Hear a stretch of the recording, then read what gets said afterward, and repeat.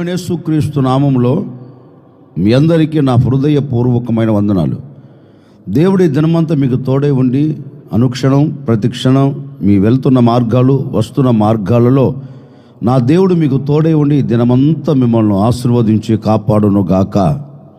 పరిశుద్ధ గ్రంథంలో నుండి జకరియా ప్రవచన గ్రంథం 8వ అధ్యాయం 13వ వాక్యాన్ని నేను చదువుతూ ఉన్నాను. మీ పరిశుద్ధ గ్రంథమైన బైబిల్ తెరచి చూడండి. యూదా వారులారా, ఇశ్రాయేలు వారులారా, మీరు అన్య జనులలో నిలాగు శాపాస్పదమై ఉంటిరో అలాగే మీరు ఆశీర్వాదాస్పదమగునట్లు నేను మిమ్మును రక్షింతును. భయపడక ధైర్యము తెచ్చుకొనుడి. సాక్షాత్తుగా దేవుడే ఈ ప్రజలతో చెప్తున్నారండి. యూదా వారితోనూ ఇశ్రాయేలీలతోనూ ఒక వాగ్దాన పూరితమైన మాట వారితో చెప్తున్నారు. యూదా వారులారా, ఇశ్రాయేలు వారులారా, మీరు భయపడక ధైర్యము తెచ్చుకోండి. మీ ఎదుట నిలబడిన పరిస్థితులను తలంచి, మిమ్మల్ని కృంగదీస్తున్న పరిస్థితులను చూచి, మిమ్మల్ని తరుముతున్న ఆ పరిస్థితులను చూచి మీరు భయపడవద్దు, ధైర్యము తెచ్చుకొనుడి. అంటే యూదా వారిలో అయితేనేమి, ఇశ్రాయేలు వారిలో అయితేనేమి, వాటన్నిటిని చూచి మీరు కృంగిపోయి సతికిల పడవలసిన అక్కర్లేదు. ఇక మేము శత్రువుల చేతిలో చిక్కబడిపోయాం, ఇక మేము ఆశీర్వాదానికి నాంది పలకలేము, ఒక ఆశీర్వాదకరమైన చోట మేము నిలబడలేము అని మీరు అధైర్యపడవలసిన అక్కరలేదు. ఎందుకు అంటే నిశ్చయముగా ఏ శత్రువుల చేతిలో చిక్కుబడి మీరు శాపమును చూస్తున్నారో, ఏ శత్రువుల చేతిలో చిక్కుబడి శాపాస్పదముగా మీరు ఉన్నారో నాకు తెలియదు. నిశ్చయముగా నేను మిమ్మల్ని ఏం చేయబోతున్నాను అంటే, శాపాస్పదముగా మీరు ఉండకుండా నేను మిమ్మలను ఆశీర్వాదానికి కారకులుగా మలచబడినట్లు నేను మిమ్మలను ఆశీర్వదించబోతున్నాను. మీ మీద మోపబడిన శాపమును నేను కొట్టివేయబోతున్నాను. ఇక శాపాస్పదముగా మీరు ఉండకున్నట్లు నేను మిమ్మల్ని అందరినీ ఏం చేయబోతున్నాను తెలుసా? ఆశీర్వాద మగునట్లు, ఆశీర్వాదాస్పదమగున్నట్లు నేను మిమ్ములను రక్షించబోతున్నాను. ఆశీర్వాదకరంగా నిలబెట్టుటకు నేను మిమ్మల్ని రక్షించబోతున్నాను గనక భయపడక ధైర్యము తెచ్చుకో అని దేవాతి దేవుడు వారితో చెప్పి వారిని ధైర్యపరిచి వారి శాపమును కొట్టివేసి వారు ఆశీర్వాదాస్పదమగున్నట్లు, వారిని ఆశీర్వాదానికి కారకులుగా మార్చినట్లు, వారిని ఆశీర్వాదకరంగా చేసినట్లు, వారిని ఆశీర్వాదానికి నాంది పలికేటట్లుగా ఒక అద్భుతమైన కార్యాన్ని జరిగించాడు కదా. వారందరూ శాపములో నుండి విడుదల పొంది ఆశీర్వాదానికి నాంది పలికారు. కారణం ఏంటి అంటే దేవుడు వారి శాపాస్పదమును కొట్టివేసి ఆశీర్వాదానికి నాంది పలికేటట్లుగా దేవుడు చేశాడు. అలాగే ఒకవేళ గడిచిన దినాలలో ఏ ఆశీర్వాదాన్ని చూడక, గడిచిన దినాలలో ఏ శాపమును నువ్వు మూట కట్టుకొని ఏ శాపముతో నువ్వు నడిపించబడుతూ వచ్చావో నాకు తెలియదండి. ఈ ఉదయకాల సమయంలో నా ప్రభు చెప్పకనే చెబుతున్నారు. ఒకవేళ గడిచిన దినాలన్నీ నువ్వు చేస్తున్న వ్యాపారంలో, నువ్వు చేస్తున్న చేతి పనిలో, నీవు వేస్తున్న అడుగులో ఏ శాపము నిలిచిపోయి ఆ శాపము వలన నీవు ఎన్ని విధాలుగా నష్టపోయావో నాకు తెలియదండి. ఈ ఉదయకాల సమయంలో దేవుడు మీతో చెప్పకనే చెప్తున్నారు. ఈ దినము నుండి శాపము నీ ఎదుట నిలబడకుండా నా దేవుడు నీ శాప దినాలన్నిటిని రద్దు చేయబోతూ ఉన్నాడు. ఆశీర్వాదకరమైన దినాలు నా దేవుడు నీ ఎదుట ఉంచబోతూ ఉన్నాడు. ఈ దినము నుండి నీవు ఆశీర్వాదానికి నాంది పలకబోతూ ఉన్నావు. ప్రతి శాపమును నా దేవుడు కొట్టివేయబోతూ ఉన్నాడు. ప్రతి శాపమునకు నా దేవుడు ముగింపును కలగ చేయబోతూ ఉన్నాడు. భయపడక ధైర్యము తెచ్చుకో. ఇప్పటి వరకు ఆశీర్వాదం చూడలేదు, అని కంటతడి పెడుతున్నావా? ఇప్పటి వరకు నేను శాపమునే చూస్తున్నాను అని ఆవేదన చెందుతున్నావా? ఇక మీదట ఇది మొదలుకొని ఆ శాపం నీ ఇంటిలో నీ ఒంటిలో లేకున్నట్లుగా నా దేవుడు రద్దు చేయబోతూ ఉన్నాడు. శాపమును చూచిన చోటే నీవు ఆశీర్వాదాన్ని చూడబోతూ ఉన్నావు. శాపము నీ ఎదుట నిలబడి కృంగదీసిన చోటే అదే చోట నా దేవుడు నిన్ను విలువగా నిలబెట్టబోతూ ఉన్నాడు. ఈ దినము నుండి ప్రతి శాపం యేసు నామములో తొలగిపోవునుగాక. శాప దినాలు యేసు నామములో తుడిచివేయబడునుగాక. ఈ దినమంతా, ఈ దినము మొదలుకొని ఈ ఉదయకాల సమయము నుండి ఆశీర్వాదముతో కూడిన దినం ప్రారంభం కాబోతూ ఉంది. ఈ క్షణము నుండి ఆశీర్వాదానికి నువ్వు నాంది పలికేటట్లుగా నా దేవుడు అద్భుతం చేయబోతూ ఉన్నాడు. అందుకే వారితో అంటారు, యూదా వారులారా, ఇశ్రాయేలు వారులారా, భయపడక ధైర్యము తెచ్చుకో. ఎందుకు అంటే మీ శాపమును నేను తీసివేసి మిమ్మలను ఆశీర్వాదకరంగా నేను నిలబెట్టబోతూ ఉన్నాను గనుక ధైర్యము తెచ్చుకో అని వారితో చెప్పాడు. ఈ ఉదయకాల సమయంలో మరొక్కసారి ఓ సేవకుడుగా నేను కూడా కోరుకుంటున్నానండి, ఈ దినమంతా నీ జీవితంలో ఆశీర్వాదం మాత్రమే చూచెదవుగాక. అందుకే ఇదే జకరియా గ్రంథంలో మరొక చోట చక్కగా రాయబడిన మాట ఏంటి అంటే, ఈ దేశములో ఇక శాపము ఉండదు. ఈ దేశములో ఇక శాపము ఉండదు. ఓ సేవకుడు నిండు మనసుతో కోరుకుంటున్నానండి, ఈ దినము నుండి నీ ఇంట్లో నీ ఒంట్లో ఇక శాపము ఉండకుండా దేవుడు అద్భుతం చేయబోతూ ఉన్నాడు. ఇక శాప దినాలు నా దేవుడు తీసివేయబోతూ ఉన్నాడు. ప్రతి శాపం యేసు నామములో నీ ఇంటిలో నీ ఒంటిలో ఇక లేకుండా దేవుడు దానిని దూరపరచునుగాక. ఇక మీదట ఆ దేశంలో శాపం ఉండదు అన్నట్లుగా ఈ దినం మొదలుకొని నీ ఇంటిలో నీ ఒంటిలో శాపం లేకుండా నా దేవుడు అద్భుతమైన కార్యమును జరిగించునుగాక. ఒకవేళ ఇప్పటి వరకు ఏ శాపం మీ ఇంట్లో ఉన్నా ఆ శాపం అంతటిని దేవుడు ఏం చేయబోతున్నాడంటే ఆశీర్వాదకరంగా దాన్ని మార్చబోతున్నాడండి. ఎలా అదే శాపంతో కాదు, అదే శాపయుక్తమైన దానితో కాదండి. ఎలా చేయబోతున్నాడు అంటే ఆ శాపమును ఏం చేయబోతున్నారంటే ఫిల్టర్ చేయబోతూ ఉన్నాడు. అంటే ఒక భాషలో నేను చెప్పాలి అంటే, ఇప్పుడు సాల్ట్ వాటర్ అంతా, ఉప్పు వాటర్ అంతా దాన్ని ఫిల్టర్ చేసి ఏ విధంగా మంచినీళ్ళగా తయారు చేస్తాడో అట్లాగే నా ప్రభు నీ శాపం అంతటిని ఫిల్టర్ చేసి ఆ శాపము వచ్చిన స్థానంలో దేవుడు ఏం నిలబెట్టబోతున్నాడంటే శ్రేష్టమైన ఆశీర్వాదాన్ని నిలబెట్టబోతూ ఉన్నాడు. శ్రేష్టమైన ఆశీర్వాదానికి నువ్వు నాంది పలికేటట్లుగా అద్భుతం చేయబోతూ ఉన్నాడు. అందుకే నెహెమ్యా గ్రంథంలో చక్కని మాట రాయబడిన మాట ఏంటో తెలుసండి, ఆ శాపమును దేవుడు ఆశీర్వాదకరముగా మార్చెను. ఏ శాపమును? నిన్ను వెంటాడుతున్న శాపమును. ఏ శాపమును? నేను తరుముతున్న శాపమును. ఏ శాపమును? నీ ఇంట్లో నెమ్మది లేకుండా చేస్తున్న శాపమును. ఏ శాపమును? నేను కృంగదీస్తున్న శాపమును. ఏ శాపమును? ఒక్క దీవెన కూడా చూడకుండా నీ కన్నీరు పెట్టేటట్లుగా చేసిన ఆ శాపమును దేవుడు ఏం చేయబోతున్నాడంటే దానంతటినీ దేవుడు ఆశీర్వాదకరంగా మార్చబోతూ ఉన్నారు. విశ్వసించిన వారందరూ గట్టిగా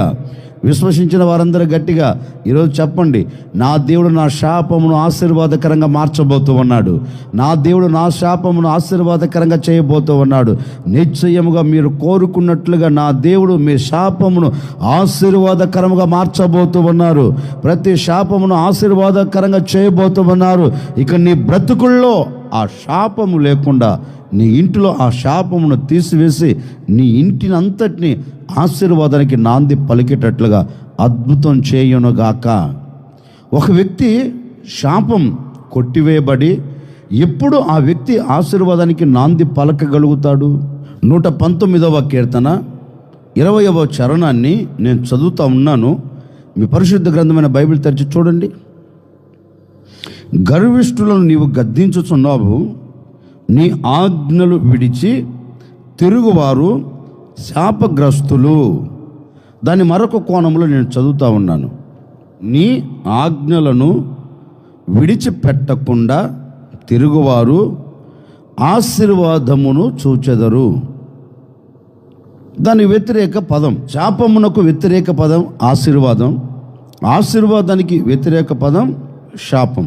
అంటే ఒక వ్యక్తి ఎప్పుడు ఈ శాపములో నుండి విడుదల పొంది ఆశీర్వాదానికి నాంది పలుకుతాడు అంటే పరిశుద్ధ గ్రంథం చెప్పకనే చెబుతుంది.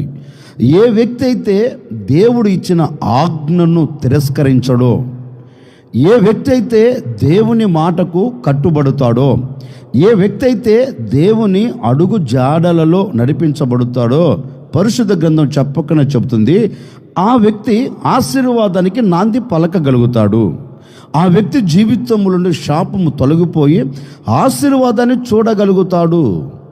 కీర్తనకారుడు అంటారండి, ఒక వ్యక్తి ఆశీర్వాదానికి నాంది పలకాలి అంటే, ఒక వ్యక్తి దీవెనకు నాంది పలకాలి అంటే ఆ వ్యక్తి దేవుడిచ్చిన ఆజ్ఞను విడిచిపెట్టకూడదంటండి.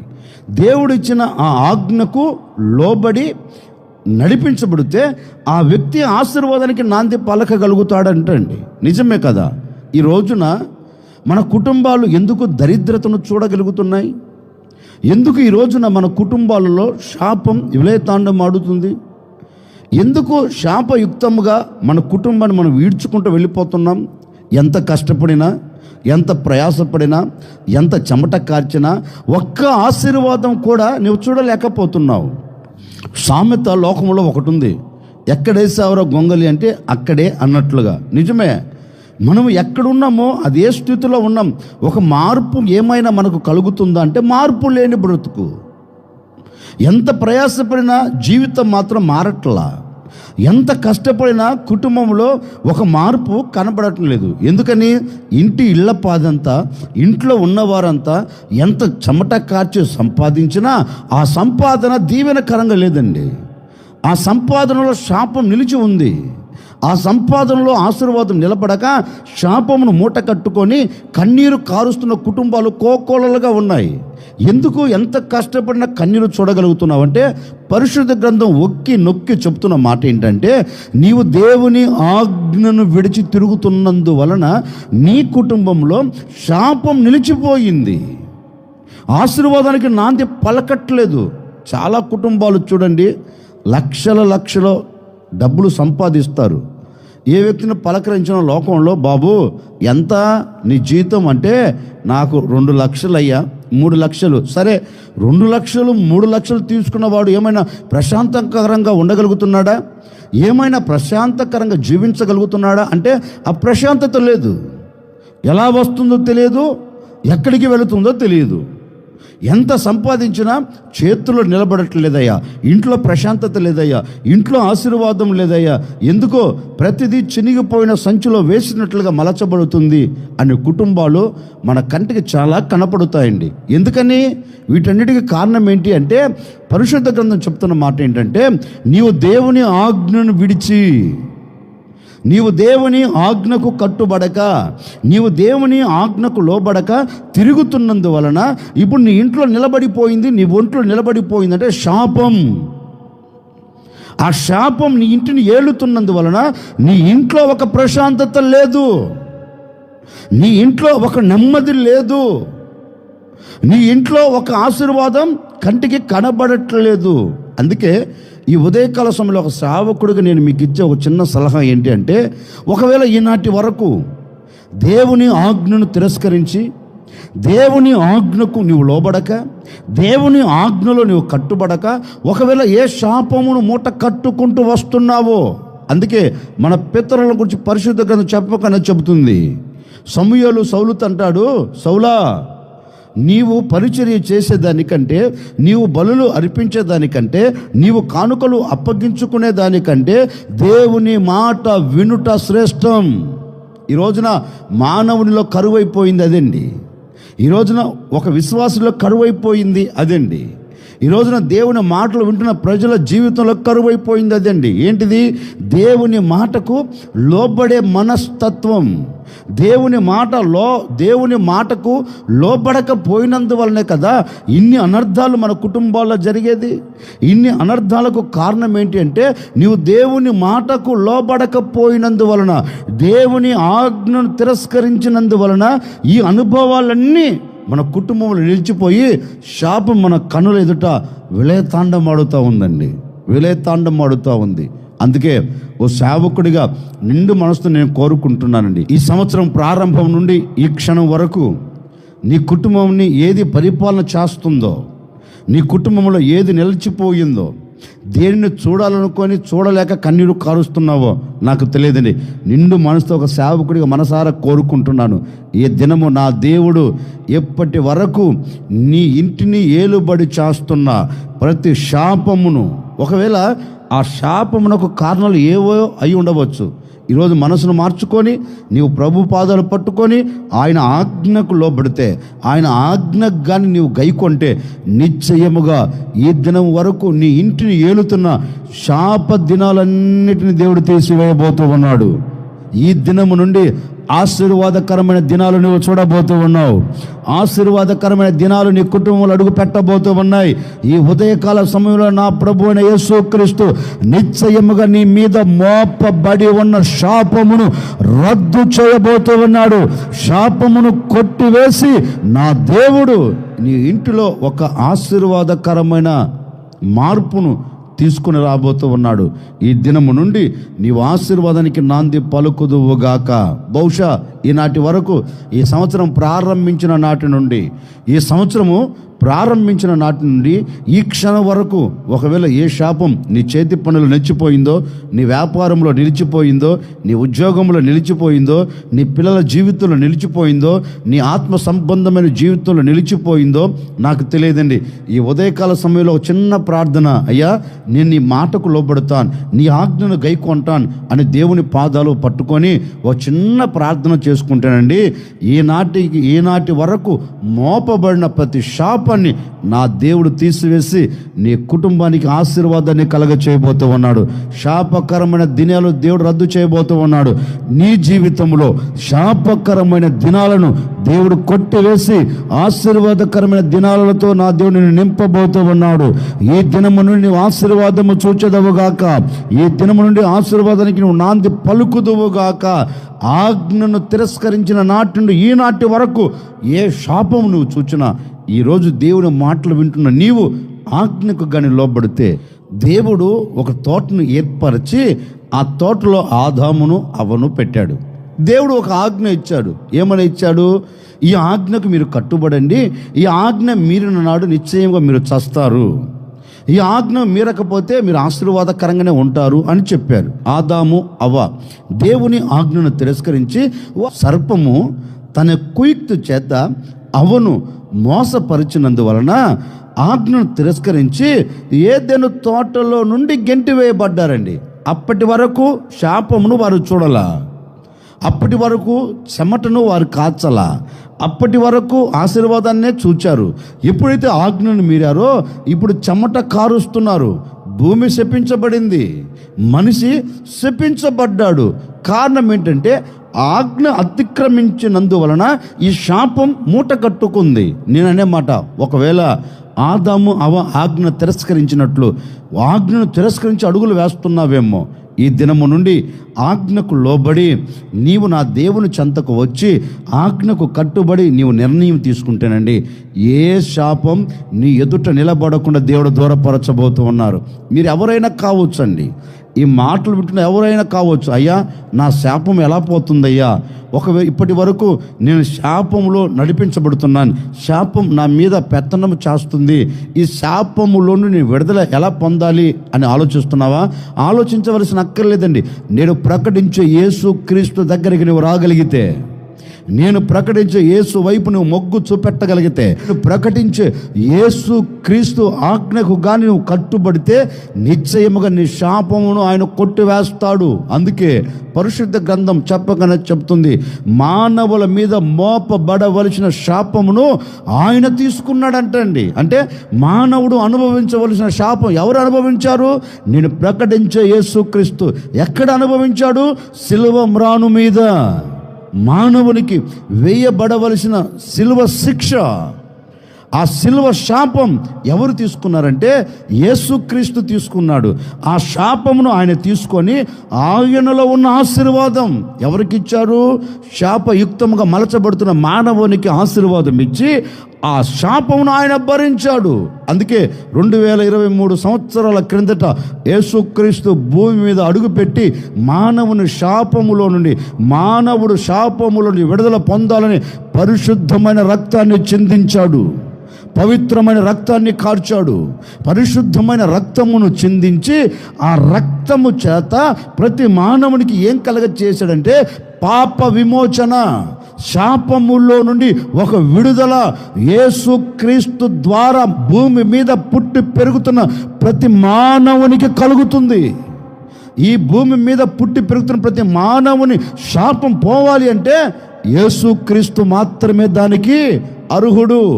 ఆయన దగ్గరకు వస్తే ఆయన మాత్రమే నీ పాపమునకు, నీ శాపమునకు విముక్తిని కలగచేసి నిన్ను ఆశీర్వదించగలిగిన ఏకైక దేవుడు, నిన్ను ఆశీర్వదించగలిగిన ఏకైక వీరుడు ప్రపంచంలో ఒకే ఒక్కడు. శాపమును కొట్టివేసి ఆశీర్వాదకరంగా మార్చాలి అనుకుంటే ప్రపంచంలో ఒకే ఒక్కడు. ఆయన పేరు నజరేయుడైన యేసు. ఆ యేసు ఈరోజు నీతో చెప్పకనే చెప్తున్నారు, నేను మీ శాపమును తీసివేసి ఆ శాపము కలిగిన చోటే నేను మిమ్మలను ఆశీర్వదించబోతున్నాను. ఓ సేవకుడిగా నా ముగింపు మాటలుగా నేను కూడా మీతో చెబుతున్నాను, ఏ శాపం ఇక మీదట నీ కుటుంబంలో ఉండకుండా దేవుడు దాన్ని రద్దు చేయునుగాక. ఈరోజు దేవుని ఆజ్ఞకు గాని నువ్వు లోబడితే నీ మీద మోపబడి ఉన్న శాపమును దేవుడు తీసివేసి మీ కుటుంబాలన్నిటిని ఆశీర్వదించబోతూ ఉన్నాడు. ఈ దినము నుండి నీవు అన్ని విషయాలు ఆశీర్వదించబడదువుగాక, అన్ని విషయాలు నీవు దీవించబడదువుగాక, శాపం తొలగిపోవునుగాక. మీరు మీ కుటుంబాలు, మీరు మీకు కలిగిన సమస్తం నా దేవుడు ఆశీర్వదించి ఈ దినము నుండి మీ కుటుంబాలకు నా దేవుడు క్షేమమును దయచేయునుగాక. తల వంచున ఒక చిన్న ప్రార్థన. ఆశ్చర్యకరుడా మీకు స్తోత్రాలు చెల్లిస్తూ ఉన్నాం. ఇన్ని దినాలు మీరు మమ్మల్ని కాపాడుతూ వచ్చారు, మరొక దినములో మమ్మల్ని ప్రవేశపెట్టారు. ఈ దినమంతా నాయన మా శాపమును తీసివేసి మా కుటుంబాలను మీరు ఆశీర్వదించండి. ఎందరైతే నీ ఆజ్ఞకు లోబడాలి అని నిర్ణయం తీసుకున్నారో ప్రతి వారి మీద మోపబడి ఉన్న శాపమును రద్దు చేసి ప్రతి వారిని మీరు ఆశీర్వదించే సాక్షులుగా నిలుపుకోమని యేసు నామములు అడిగి వేడుకొనుచున్నాము తండ్రి, ఆమెన్. ఈ దినమంతా నా ప్రభు మీకు తోడై ఉండి మీరు వెళ్తున్న చోట, నిలబడిన చోట, మీరు చేస్తున్న వ్యాపారం, చేస్తున్న చేతి పని, చేస్తున్న ఉద్యోగంలో ఏ శాపం మీ కుటుంబాల మీద ఇక మీదట ఉండకుండా నా దేవుడు శాపం అంతటిని ఆశీర్వాదకరముగా మార్చును గాక.